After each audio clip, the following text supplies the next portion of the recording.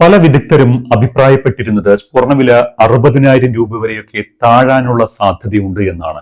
നിലവിലെ ഒരു സാഹചര്യത്തിൽ അതിനുള്ള സാധ്യത എത്രത്തോളമുണ്ട്? നിലവിലെ സാഹചര്യത്തിൽ സ്വർണ്ണവില 60,000-ലും താഴെ വരാനുള്ള സാധ്യതയുണ്ട്.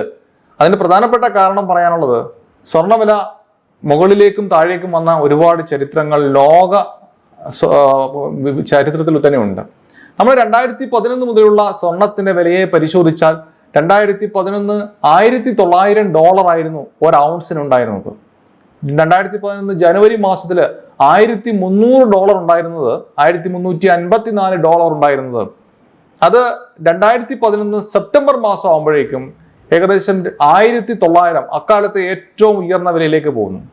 പിന്നീട് അന്താരാഷ്ട്ര മാർക്കറ്റിൽ, അന്താരാഷ്ട്ര വിപണിയിൽ 1,900 നിന്നും അത് ക്രമേണ താഴേക്ക് വന്ന് 2013 ഒക്കെ ആകുമ്പോഴേക്കും അത് 2014 ലെവലിൽ ആകുമ്പോഴേക്കും $1,000 ആയിട്ട് ഏകദേശം 50%, 1,900 നിന്നും 1,000-ലേക്ക്, പിന്നെ ചില മാർക്കറ്റുകളിൽ, സ്പെക്കുലേറ്റീവ് മാർക്കറ്റിൽ $950 വരെ വന്ന സമയങ്ങളുണ്ട്.